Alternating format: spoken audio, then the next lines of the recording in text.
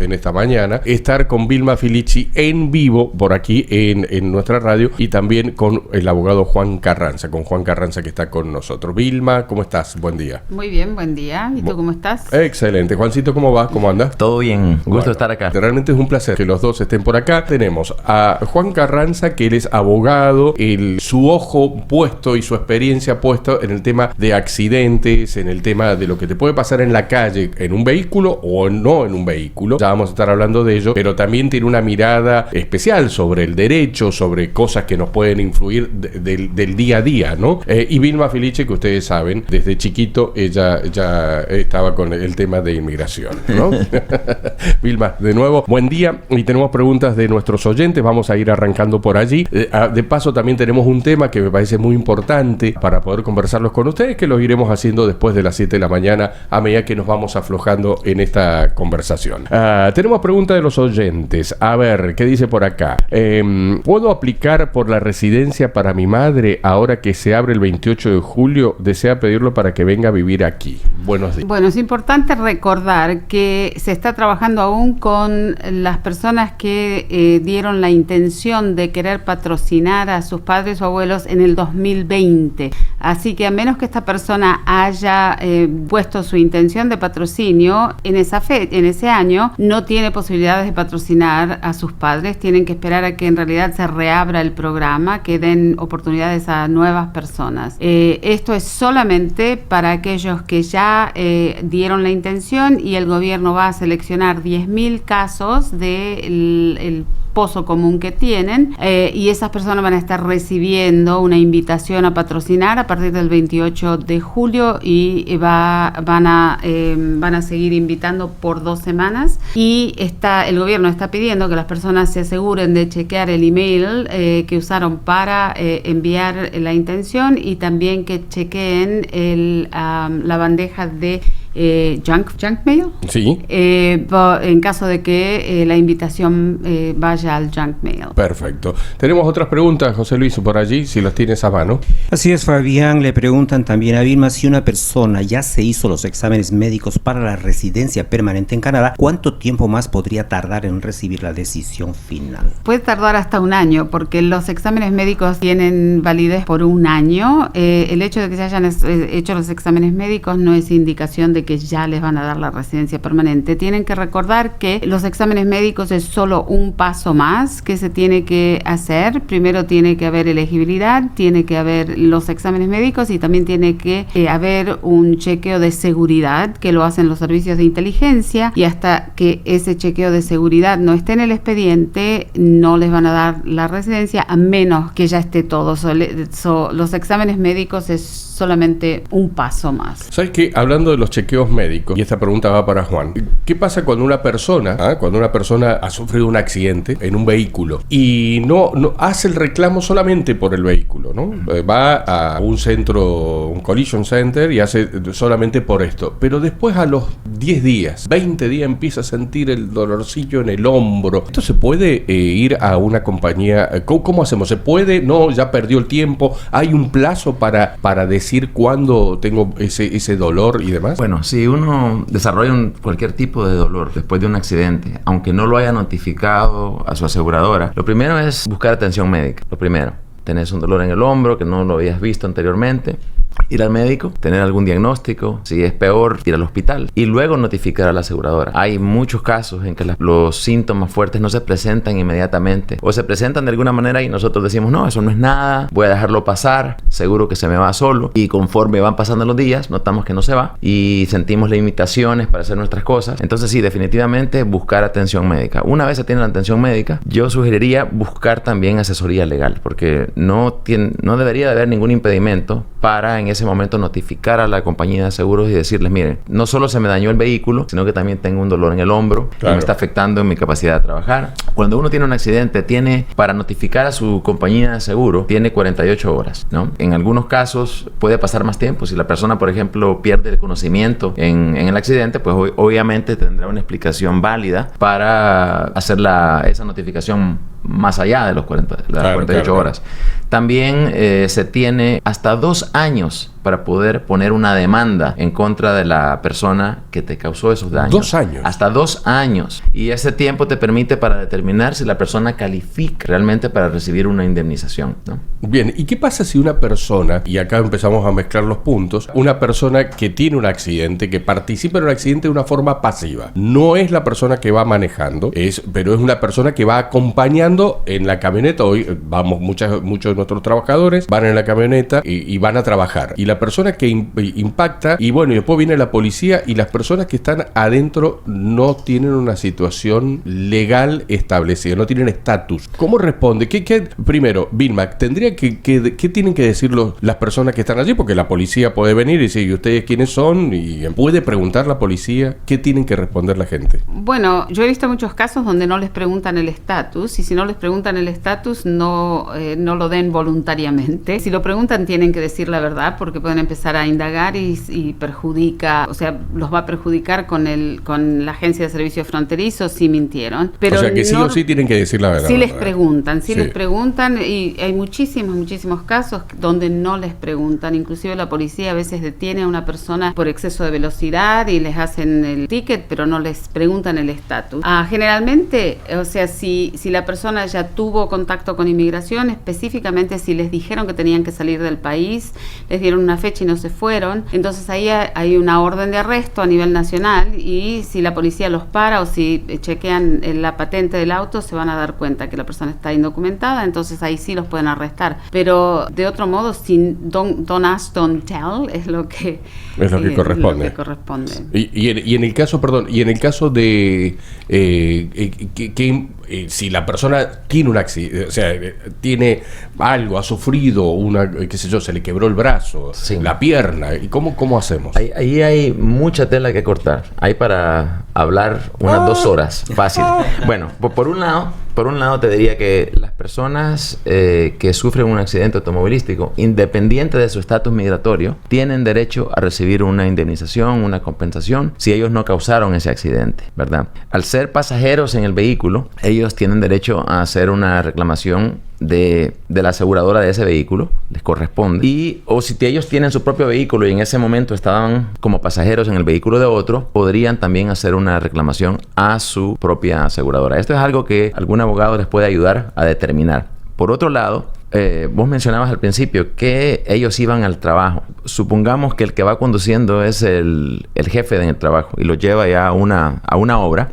En ese caso, se entra a una situación muy particular, que podría ser WSIB también. Podría ser que ese accidente automovilístico se considere un accidente laboral, porque estás en el transcurso de tu trabajo. Uh-huh. En ese caso, se tiene que tomar una decisión de cuál de los 2 procesos se va a seguir. Si se va a seguir un proceso de WSIB o un proceso de reclamación privado contra las compañías de seguro. Y ojo con esto, si los 2 vehículos involucrados en el accidente son vehículos de trabajadores que están en el curso de su trabajo y digamos que ambos son de la construcción, en ese caso no te queda otra alternativa que hacer una reclamación de WSIB. Pero para todo esto, sinceramente, lo mejor es consultar con un abogado, presentar toda la documentación para que el abogado te pueda guiar y decirte cuál camino te conviene más. En algunos casos, WSIB te puede cubrir, te puede dar más. Entonces esas cosas hay que determinarlas. Y no importa que no se tenga estatus migratorio para hacer una reclamación de WSIB o de contra las aseguradoras privadas. Se logra mantener a la persona que no tiene estatus en el país para hacer todo ese proceso. ¿Lo puede hacer estando fuera? Sí, lo puede estar haciendo fuera y frecuentemente sucede. Por cuestiones familiares, por cuestiones migratorias,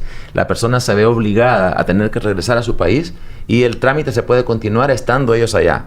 Por supuesto que se complica un poquito más, pero la persona no pierde su derecho por estar fuera del país. De hecho, nosotros tenemos clientes en este momento en diferentes partes de Latinoamérica, hasta en Corea, en este momento. Sí. José, ¿tenías preguntas? Sí, tengo una pregunta cuya respuesta puede interesar a las personas indocumentadas. La policía o las policías locales, es decir, por ejemplo, la policía de Toronto o aún la OPP, la policía provincial de Ontario, ¿tienen atribuciones en lo que se refiere a estatus migratorio de un ciudadano? ¿Qué significa atribución? Ellos pueden pedir documentos. Sí, pueden, obviamente que sí pueden. O sea, la Municipalidad de Toronto tiene una política de no pedir, pero es una decisión individual. Los agentes pueden pedir y pueden, al darse cuenta que la persona no tiene estatus, pueden llamar a la Agencia de Servicios Fronterizos y entregarlos. Pero como dije antes, he visto muchísimos casos donde personas sin estatus han sido paradas por la policía por distintos motivos y en ningún momento se les pidió estatus. Inclusive he visto casos donde se les han hecho cargos criminales y no les han pedido el estatus. Qué bárbaro, ¿no? Bien, sí, Juan. Sí, no, yo iba a decir que eso, como lo plantea Vilma, es así, eso sucede, esa es la política de la ciudad de Toronto, pero al final viene a ser una determinación del propio policía. El policía, por razón X, decide, sí, reportarlo a inmigración, pues tuviste mala suerte. Entonces, por ejemplo, cuando nosotros vivíamos hace muchos años en Estados Unidos, nos dábamos cuenta de muchas personas que sin tener estatus eran detenidos por la policía por temas de conducir bajo la influencia del alcohol. Y no se pueden imaginar ustedes el número de personas que eran deportadas por eso mismo. O sea que ojo con eso. Bueno, de hecho, es bueno que lo mencionaste, porque en Canadá manejar bajo la influencia del alcohol o cualquier o drogas se ha convertido en una ofensa criminal seria por la cual podés ser deportado. O sea, hace 5 años creo, no era considerado criminalidad seria, pero después cambiaron la ley y hay una cantidad enorme de personas que se les hacen cargos criminales por manejar ebrios y peligran que se le dé una orden de deportación y que tengan que salir del país. Creo que esto es una información muy importante para mucha gente. Hay que estar atentos. Sí. Tenemos más preguntas por acá de los oyentes. A ver si da la residencia permanente, cuánto tiempo va a tardar en recibirla. Fenomenal. Yo estoy leyendo rápidamente. Hay preguntas. A ver, excelente día. Pregunta para Vilma. ¿Cuál sería el paso a seguir una vez cumplido el año de vivir juntos para el patrocinio por unión libre? ¿Qué recomienda Vilma? ¿Qué requisitos debe cumplir el patrocinador y qué requisitos debe cumplir el patrocinado? Bueno, hay dos maneras de poder hacer la residencia permanente por patrocinio. Una es casándose y la otra es, como menciona esta persona, unión libre. Tienen que probar que han vivido bajo el mismo techo en una relación íntima por 12 meses. La mejor manera de probar esto es si hay un contrato de renta o si hay algún acuerdo prenupcial, aunque no se hayan casado, que tenga una fecha específica de cuándo empezaron a convivir. Esa es la parte legal que hay que probar, que es que en realidad están en unión libre, y después hay que probar que la relación es genuina, y para eso todas las cosas que una pareja hace normalmente cuando empiezan a vivir juntos se convierte en evidencia. Fotografías, contratos de renta, cuenta de banco mancomunada, declaraciones de miembros de la familia escritas o amigos diciendo que saben de la relación, exactamente, comunicación por WhatsApp, no te olvides de comprar la leche, no te olvides de comprar las cosas que uno hace normalmente con te su quiero, pareja. te amo, te extraño. Ahora, el patrocinador, y esto es importante, el patrocinador no tiene que cumplir con un requisito financiero, es una excepción para cuando se patrocinan parejas o hijos dependientes. Así que aunque la persona tiene que amar a la otra persona. Solo tiene que amar, no importa si cuánto gane, pero sí, no puede estar ni en bancarrota, no puede estar recibiendo asistencia social, no puede haber sido encontrado culpable de haber cometido crímenes que tengan si está sin empleo, no tiene problema. Si está sin empleo, no importa. Pero obviamente uno tiene que probar de cómo van a vivir. Claro, claro. Se están viviendo en la casa de los padres les están dando el departamentito de abajo y está buscando trabajo, porque hay otra sección de ley que te hace inadmisible por razones financieras. Entonces hay que siempre cuidar eso. Pero si una persona no está trabajando, de todas maneras puede patrocinar. La persona que está siendo patrocinada tiene que pasar exámenes médicos y tiene que pasar chequeo de seguridad y obviamente demostrar que la relación es verdadera y que no se involucró con esta persona para obtener los papeles. Muy bien, preguntan por YouTube.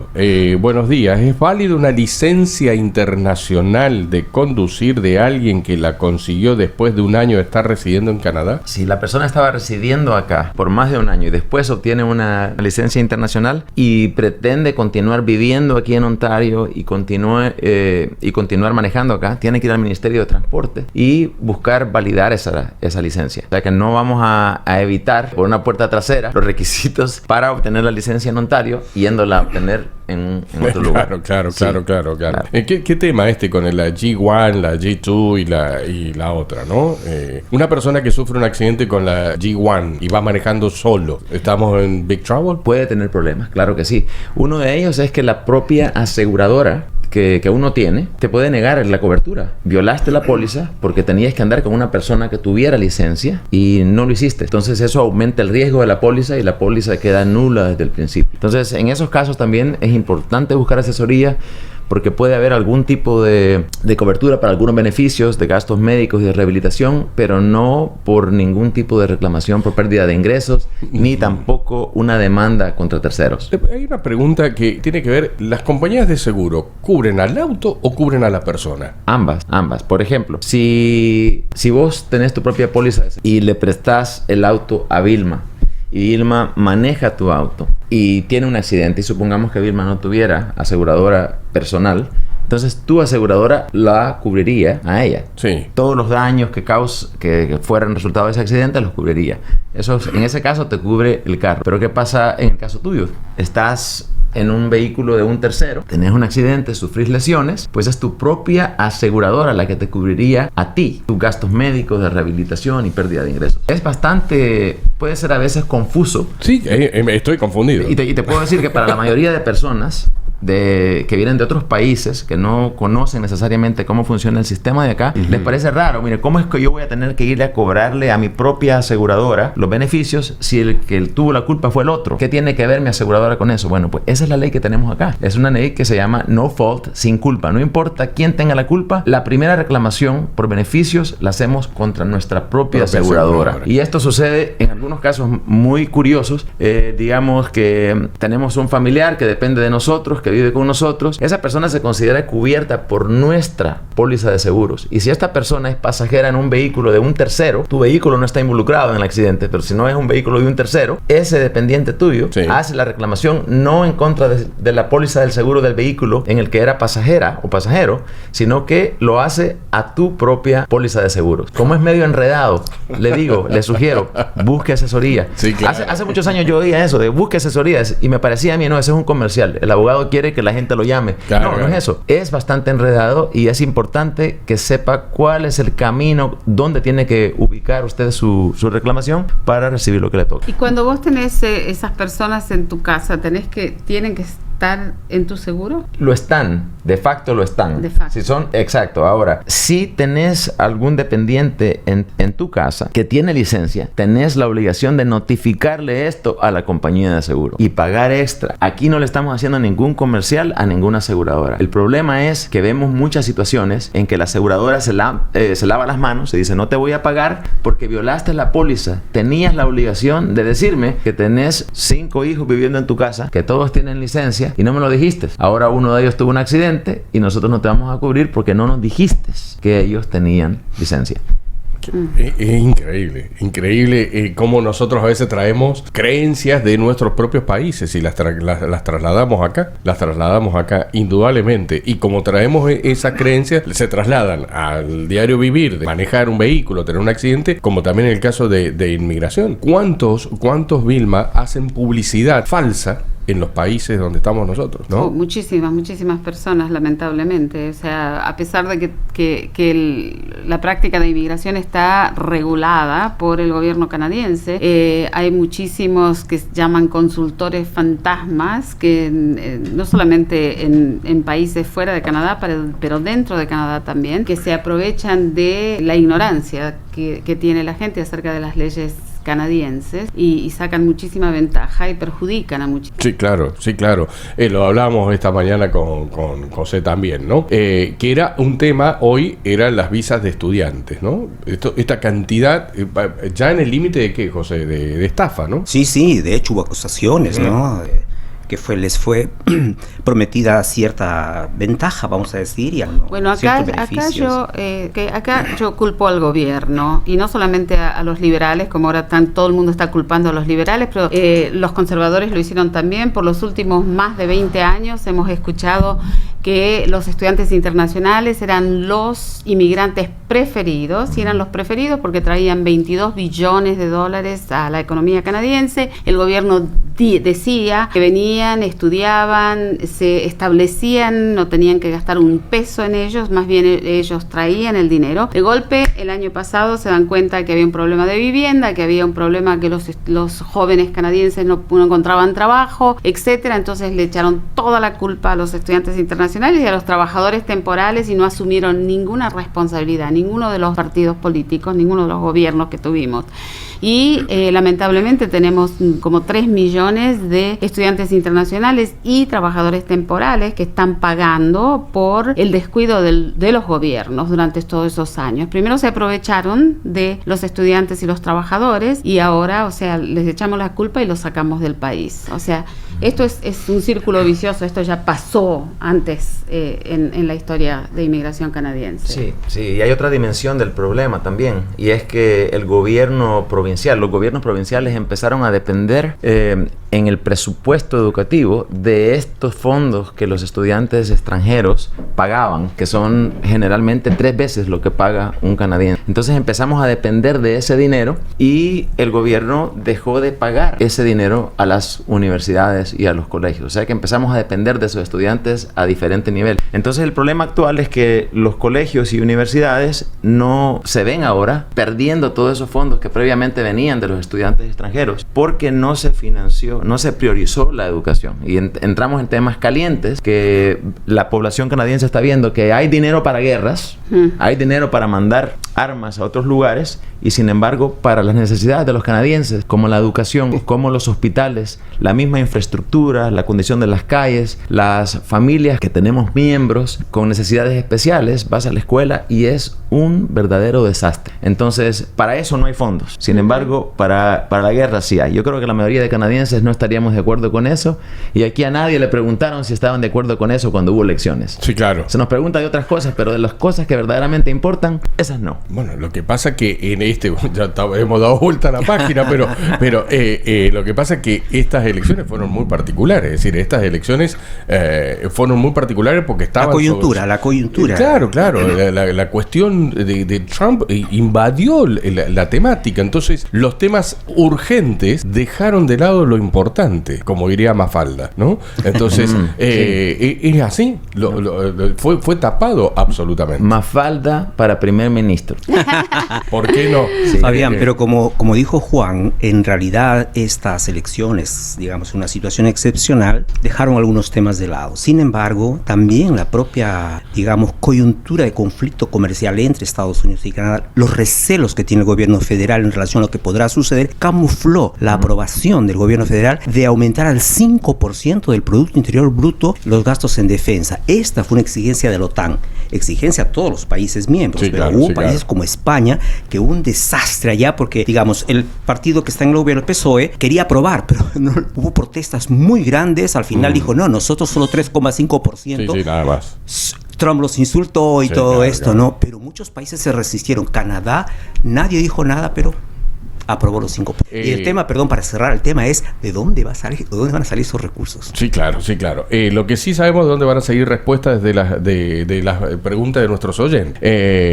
Mis pasaportes los tiene Migración, dice un oyente, Vilma Phil. Los he solicitado, pero no me han sido devueltos. Están vigentes. Yo tengo la residencia permanente por razones humanitarias.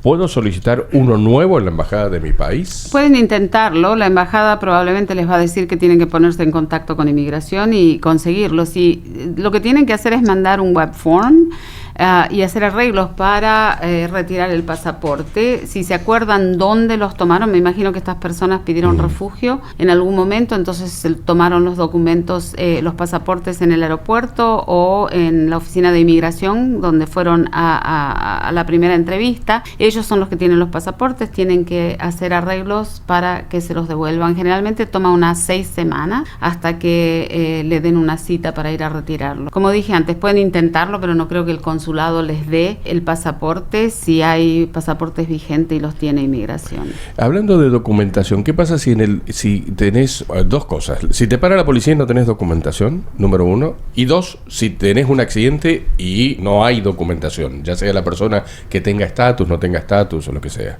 Bueno, no hay problema. Alguna documentación tendrá la persona solo para confirmar quién es. El estatus migratorio realmente no entra en acción, no debería ser un factor ni para recibir los servicios de emergencia, ni para ir al hospital.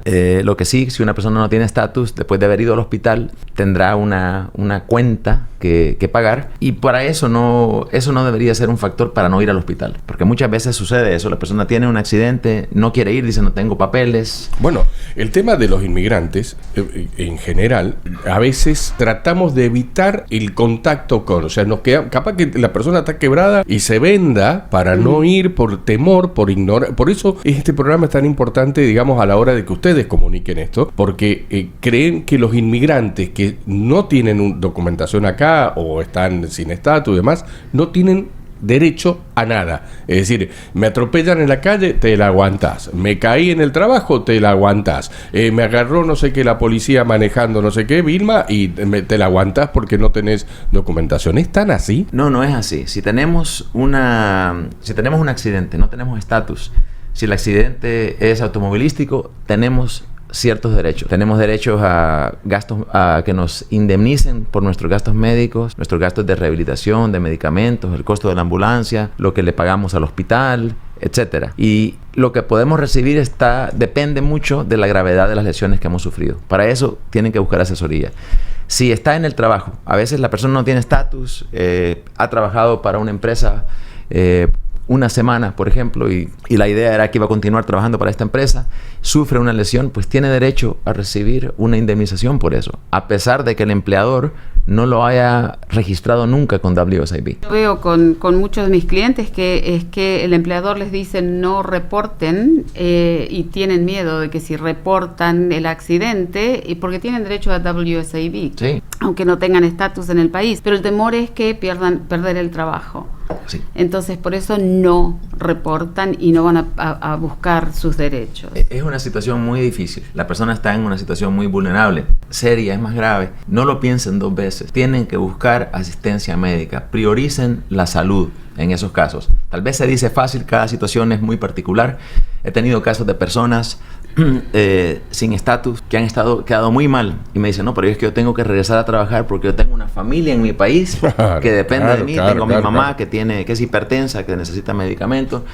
Y a pesar de esa fuerza de voluntad increíble que veo de muchas personas, no siempre pueden regresar al trabajo porque sufren lesiones graves, a veces que tienen secuelas por años. Busquen asesoría. Definitivamente se puede hacer una reclamación de WSIB. Quería tocar algo que menciona Vilma, que es importantísimo. Y esto hay que tener mucho ojo aquí. Frecuentemente trabajamos para una persona que nos dice, cuando después de un accidente de trabajo, no lo reportes, no te preocupes, yo me voy a encargar de todos los gastos. Cuento viejo.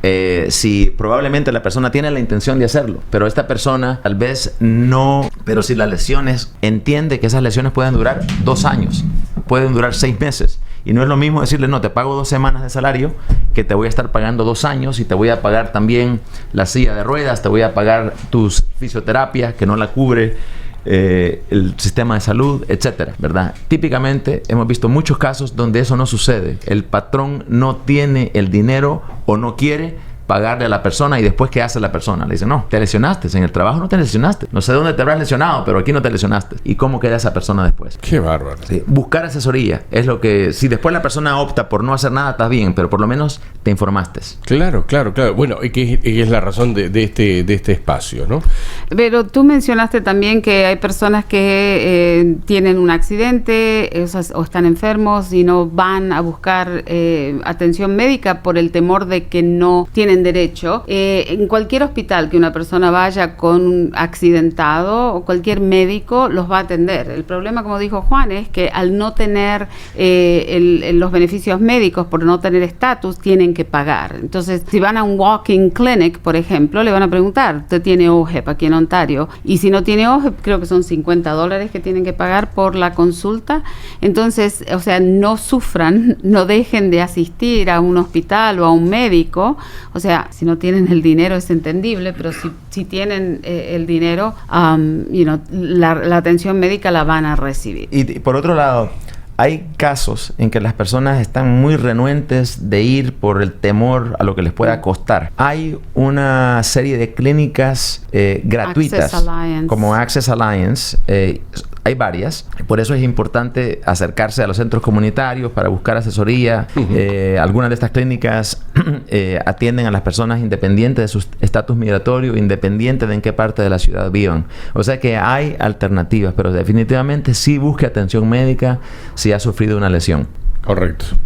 Bien, pregunta de nuestros oyentes, dice por acá, ¿lo tiene usted acá? La última pregunta que ha llegado, no la última para ellos, sino la última pregunta que ha llegado por acá. Yo tengo una que viene de un número extranjero, de Colombia, dice. Diga. Somos una familia colombiana, papá, mamá e hija, mi esposo egresado del SENA, debe ser una escuela técnica, es operador logístico y conductor de tractor, camión, con experiencia de 10 años. Yo soy ingeniera ambiental, tengo inglés básico y mi hija tiene 14 años. Queremos migrar a Canadá.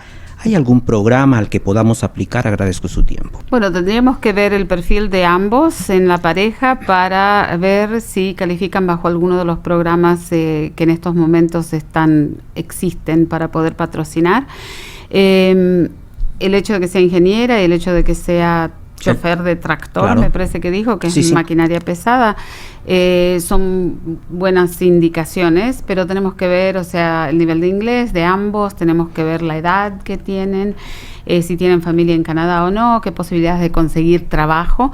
Lo que yo les sugiero que hagan es que me escriban a filici@filici.com, les mando un cuestionario para que lo completen y puedo hacer una evaluación inicial para ver, o sea, dónde estamos con las posibilidades de que vengan. El tema de los taxes, dice acá, hay una persona que hace 3 años que vive acá, está pagando taxes voluntariamente y quiere saber si eso le sirve para pedir una aplicación por razones humanitarias. Definitivamente, o sea, a pesar de que la persona se encuentra en el país sin estatus, cuanto más legal estén funcionando en el país, mejor. Recuerden que cuando hacemos un caso por razones humanitarias y de compasión, tenemos que demostrar que la persona está bien establecida en el país económicamente, socialmente, y que a pesar de no tener estatus, o sea, están viviendo una vida correcta y se han integrado a la sociedad canadiense.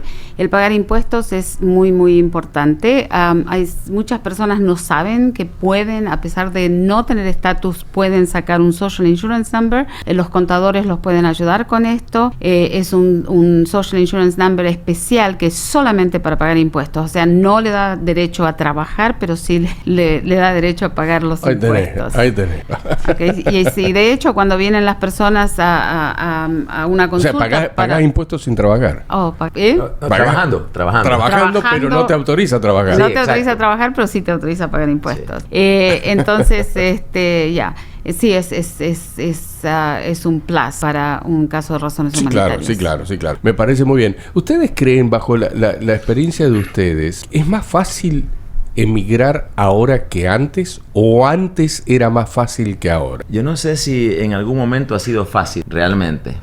Siempre han habido trabas, y uno de los, creo que de los principios básicos de inmigración en Norteamérica ha sido el interés económico de este país. Cuando la economía acá está creciendo, entonces parecería que se aflojan un poquito las reglas de inmigración, permitimos que entre más gente. Cuando la cosa se pone un poco difícil por razones externas o internas, entonces se cierra un poco. No cabe duda que estamos viviendo en tiempos un poco difíciles ahora, entonces por eso vemos que se está restringiendo el número de personas que puede llegar, los estudiantes, etcétera. No sé, Vilma, ¿qué es lo que has visto? Razón. Bueno, yo encuentro, o sea, que hubo un periodo donde era mucho más fácil, cuando yo empecé para la clase económica, o sea, para los trabajadores, para los Federal Skilled Workers, para las personas que venían bajo los programas de trabajadores calificados.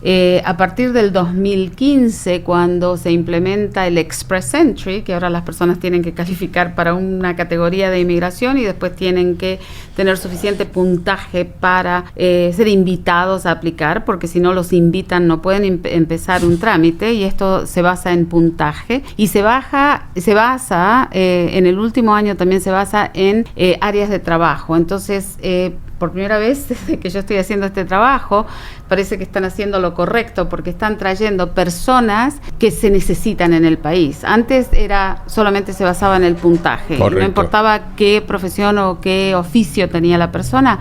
Ahora tenemos categorías específicas y a esas personas se les da prioridad de procesamiento. Pero aún así, o sea, el puntaje está súper alto. Siempre ha habido exclusión dentro de inmigración históricamente. Antes estaba directamente escrito en la ley de inmigración: no queremos estas personas, no querían a nadie del sur de Europa, no querían gente de África, de Asia.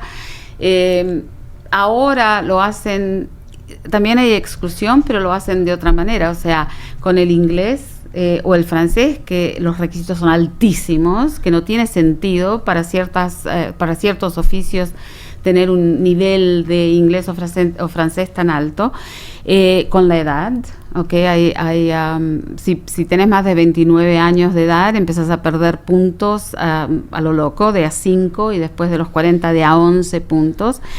Entonces, si bien ¿Los hijos suman ahora? No está escrito no suman si bien no está escrito en la ley de inmigración a quienes van a excluir, lo están haciendo con los requisitos de idioma, con los requisitos de dinero que tienen que traer en el momento de venir a Canadá, con los requisitos de edad. O sea, te digo, o sea, de cada 100 personas que vienen, tenemos, especialmente la gente que está fuera del país, si encontramos una persona que califica, es muchísimo. Y también ahora, en estos momentos, tenemos que recordarnos que tenemos millones de personas que están en Canadá, están trabajando en Canadá, y se les da puntaje adicional. Entonces la gente que está fuera del país está compitiendo con los que están dentro del país.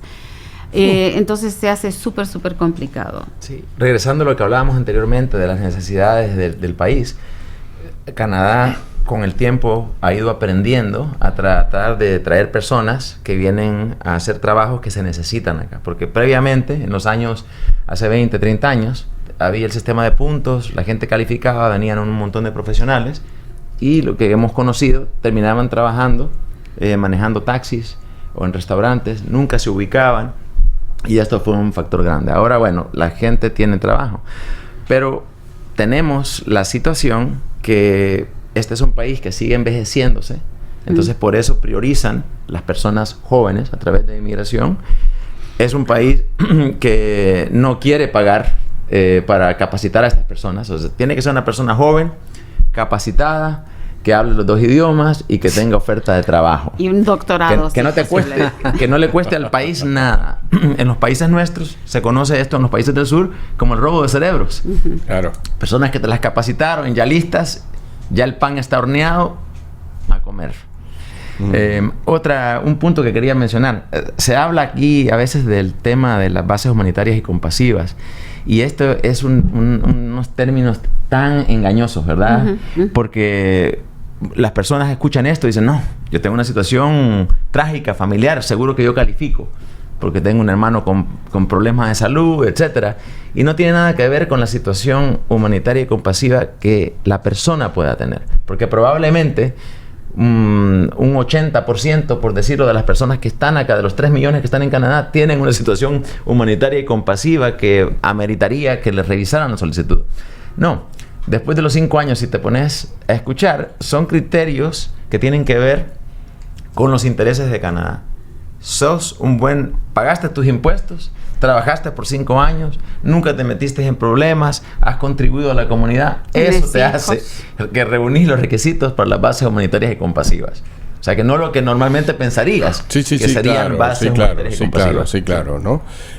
Bueno, es que hay que, quizás en algún aspecto, en algunas cosas, yo creo que a mí particularmente, a mí nos llega mucha información acá de que emigrar ahora es mucho más difícil que antes, ¿no? Y eso que hoy tienen una cantidad de información las personas impresionante la que teníamos nosotros cuando emigramos. Hoy agarrar a la persona desde inteligencia artificial a lo que fuere para buscar información de Canadá, te da los formularios, la inteligencia artificial te dice buscame el formulario no sé, en el sitio web de no sé, y te lo larga el TS-84-4B, ¿no es cierto? Y te los larga. Tenemos un montón de información, pero a mí me parece que es tanta la información que tiene que la gente termina confundida. Y no la tiene clara y pasa lo que pasa, que decíamos, bueno, no consultan a los profesionales, sacan sus propias conclusiones. A mí me parece que eso es clave, porque hay muchos conocimientos, por ejemplo, que Vilma ha compartido aquí, que no lo vas a encontrar en los libros. Son conocimientos que adquirís a través de los años tratando con inmigración, sabiendo cuáles son las prácticas de la policía, por ejemplo, qué es lo que hacen, qué es lo que no hacen, ya a la hora de la sopa, ¿verdad? Claro. Y también el problema que yo veo desde que empezaron a facilitar la información es que sí, la información está, pero la ley hay que entenderla. O sea, yo hoy en día me llega un caso y tengo que ponerme a revisar la ley de inmigración y a veces tengo que llamar a alguien para discutirlo, para interpretar lo que dice esa sección de ley. La persona que no está en esto, o sea, puede leer y puede creer que está entendiendo, ¿ok? Pero en realidad no están entendiendo. Y a veces son cosas súper sencillas como qué formulario usar, ¿right? Entonces mandan una solicitud con el formulario equivocado y les regresa todo rechazado. Entonces, como dijo Juan un par de veces, o sea, es súper importante, por lo menos te querés hacer el caso solo, fantástico. Hay gente que tiene éxito haciéndolo solo. Sí. Pero por lo menos busquen una asesoría para asegurarse de que están haciendo lo correcto. Hay preguntas de nuestros oyentes. Dicen, mi sobrina está con la visa de turista. ¿Puede ella presentarse por casos humanitarios para quedarse en Canadá? Su visa se vence en el 2027. No creo que... Bueno... La visa se le vence en el 2027, hay que ver el estatus cuando se le vence, porque recuerden que el estatus y la visa son dos cosas distintas. El estatus es 6 meses cuando llega, si no le ponen otra fecha de vencimiento, y lo tienen que extender. La visa simplemente les permite entrar al país, abordar un vessel y llegar al país.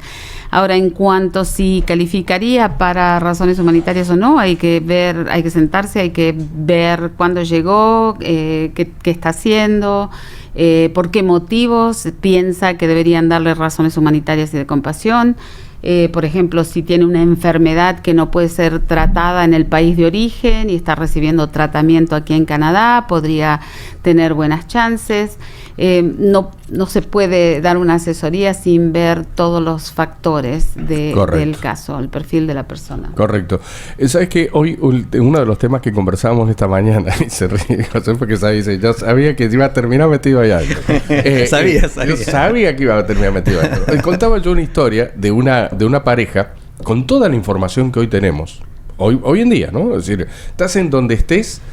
Juan, lo voy a poner ¿no te llegan a vos casos que dice mire doctor, mire abogado, yo sé lo que ha pasado y esto es lo que te traen como que la pregunta y la respuesta medio junto porque a un amigo le pasó, pero ni siquiera eso, investigué y me salió esto, y cuando la realidad basada en la experiencia es otra. Sí, hay mucha tela que cortar por ahí, porque por un lado tenemos esos cambios de ley, de lo que estábamos hablando anteriormente.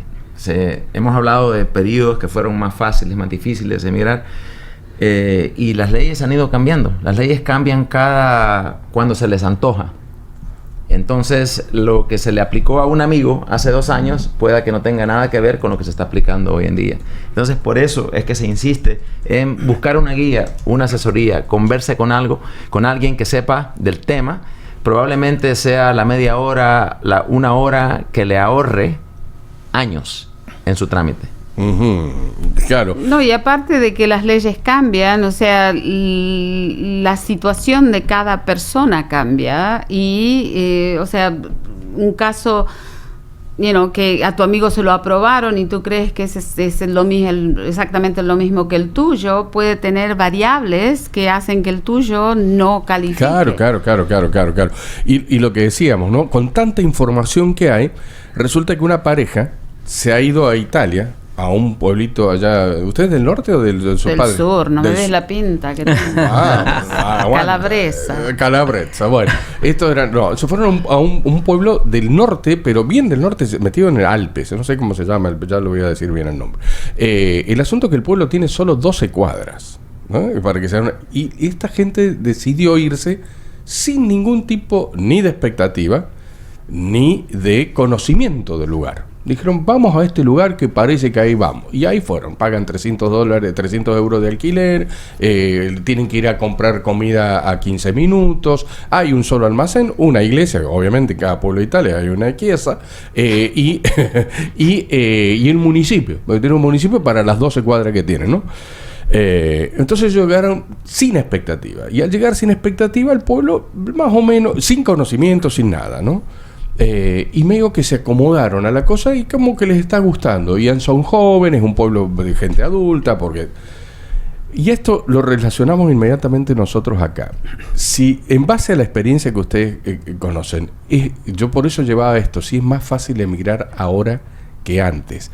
Ahora la gente, con la cantidad de información que tiene, no se genera una expectativa falsa en venir acá, porque en realidad con tanta noticia que hay, tendría que tener una expectativa real. Es decir, tenemos testimonios, voy a ponerlo muy simple, uno va a comprar algo en Amazon y ve los reviews.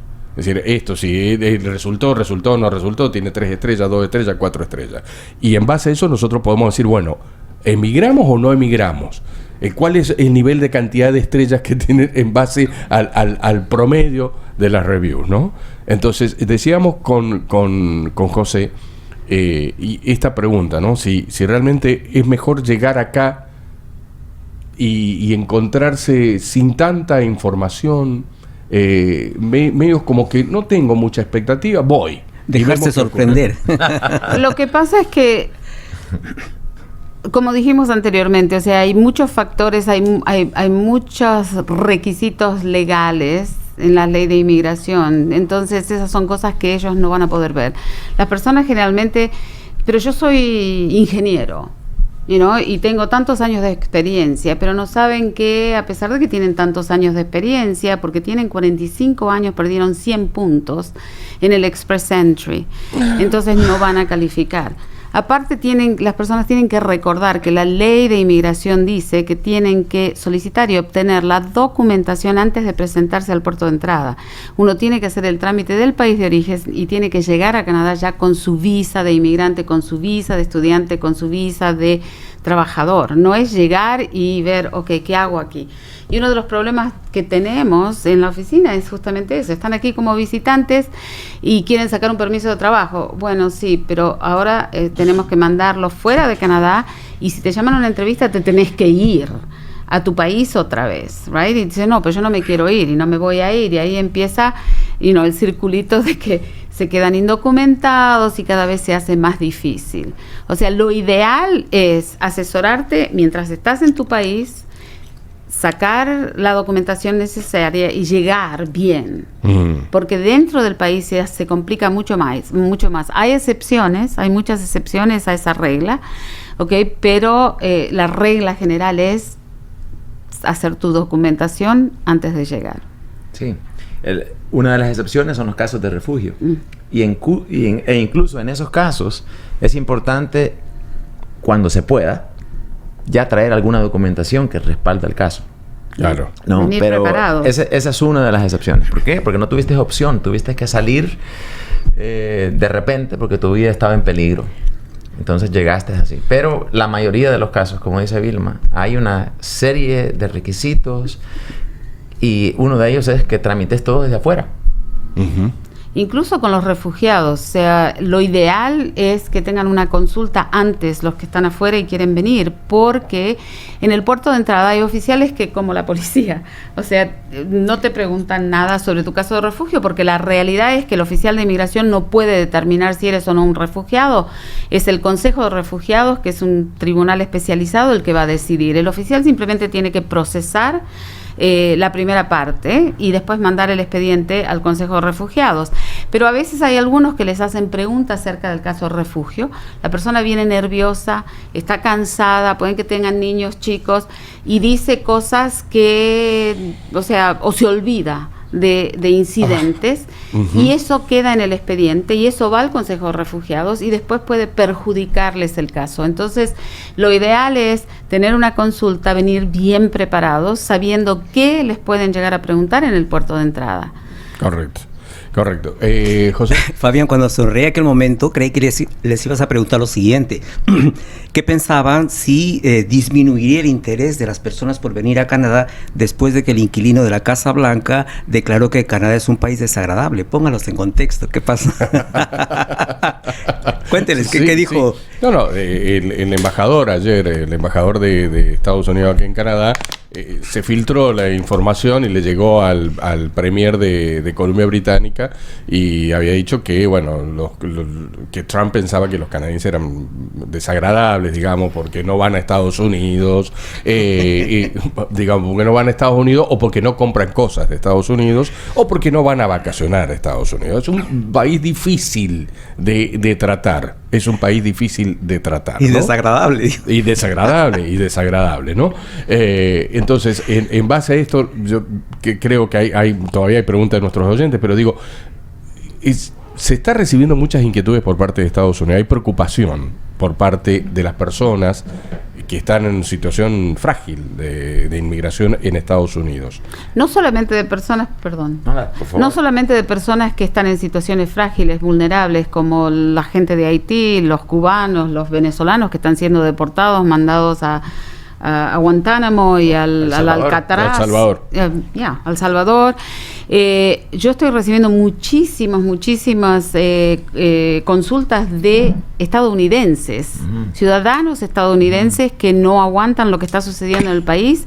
Tengo uno que o sea, me hizo primero toda una descripción de lo que está sufriendo, y él dice, esto se convirtió en una dictadura y yo no quiero vivir bajo esta dictadura.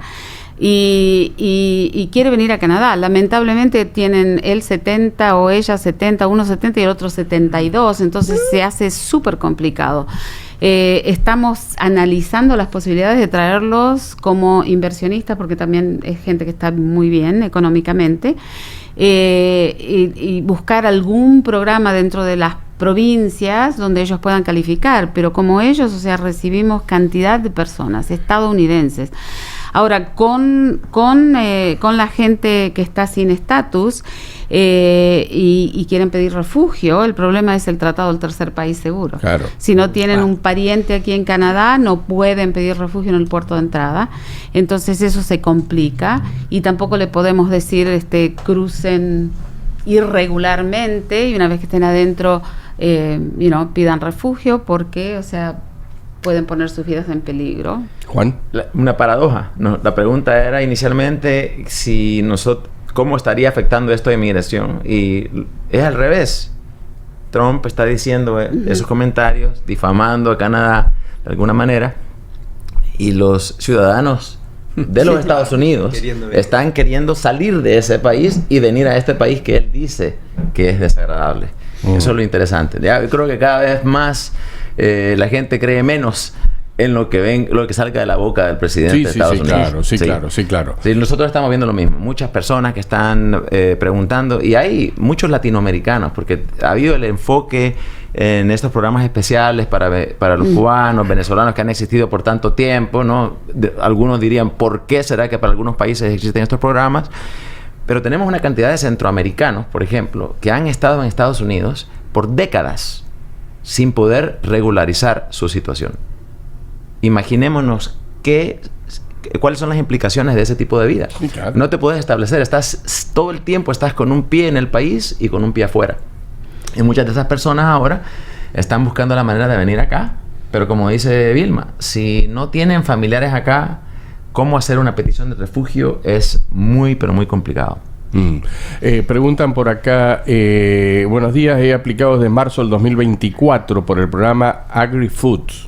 Sí, programa piloto de agricultura, ¿no? De trabajo y aún no tengo respuesta de inmigración. ¿Saben cuánto tiempo tiene la aplicación? En realidad tengo que chequear porque no manejo mucho el programa de AgriFood, pero 1 año y medio no me parece tanto tiempo. 1 año y medio. No.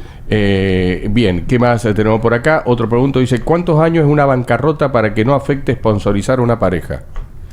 ¿Cuántos años? No es cuántos años, es hasta que no le den el discharge. Hasta que no le den el discharge no puede patrocinar o no es elegible para patrocinar. Juan, si pasó un accidente laboral dentro del trabajo, haciendo algo que no está en tu title, ¿no se puede aplicar al WSIB o es para una persona que está con permiso de trabajo? No, sí se puede solicitar a WSIB. Hay que solicitarlo y que diga WSIB si la persona califica o no.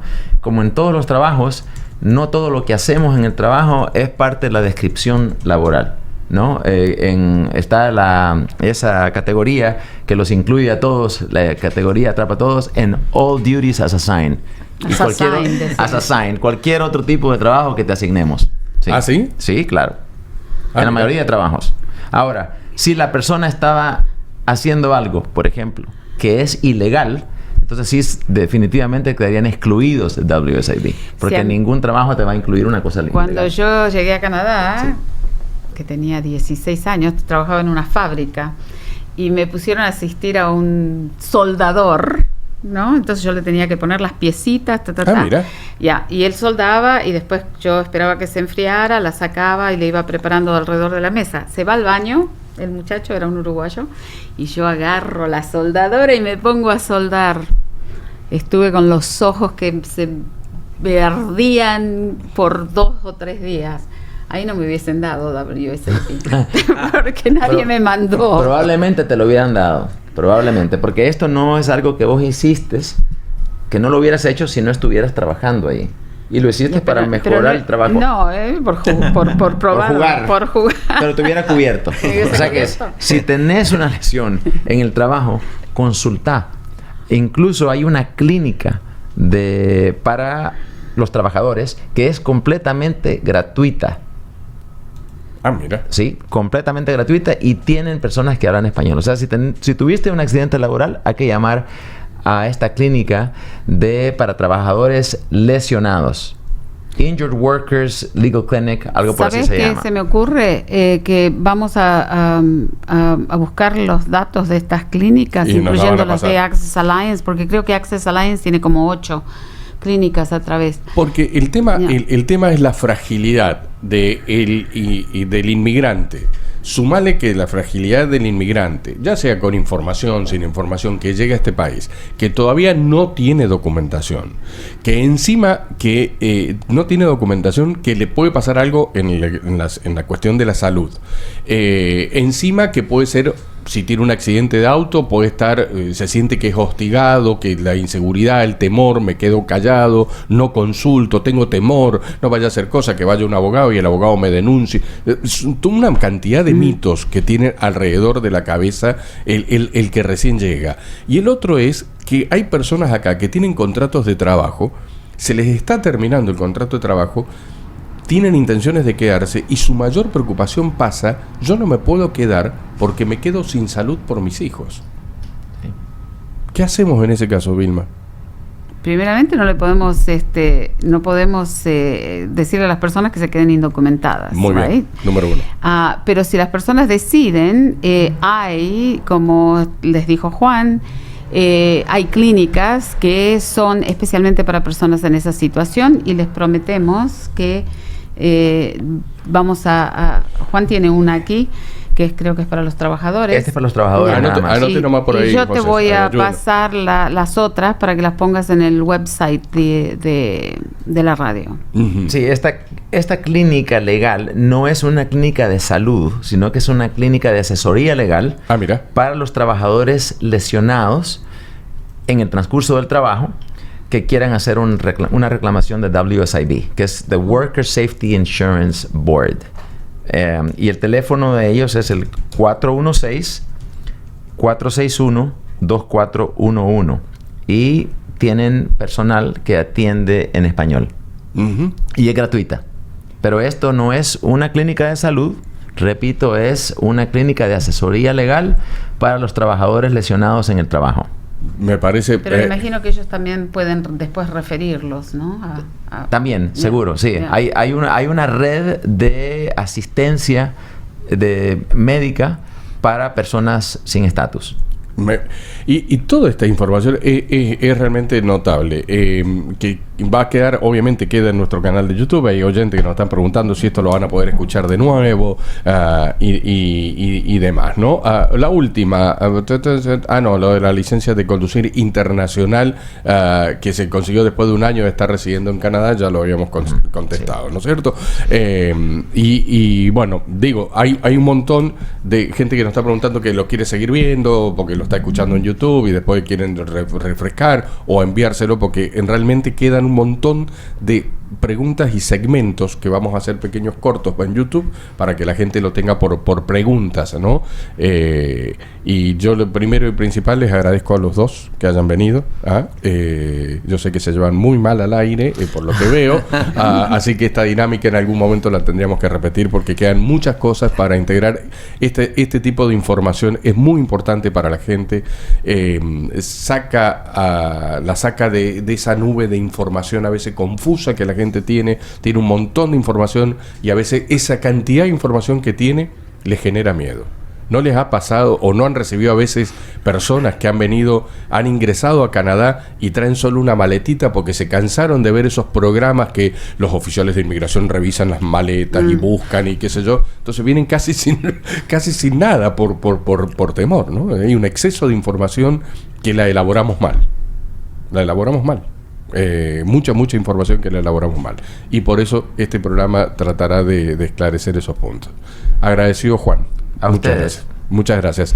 Vilma, como siempre, gracias por estar por acá. Un gusto. José, nosotros nos encontramos, ¿sí? Seguro. A la vuelta de la esquina. Gracias. Gracias a todos por estar allí. Muchísimas gracias. Un placer enorme haber estado por acá. Señores, continuamos nosotros con la programación de la radio y vamos dando otra vuelta de tuerca en este sentido. Muchas gracias a la gente que ha estado también mirando a través de YouTube, que han estado allí. Muchas personas han estado prendidas a este tema, así que les agradecemos enormemente. Pausa, ya volvemos. ¿Pero qué pasa contigo, Pepe?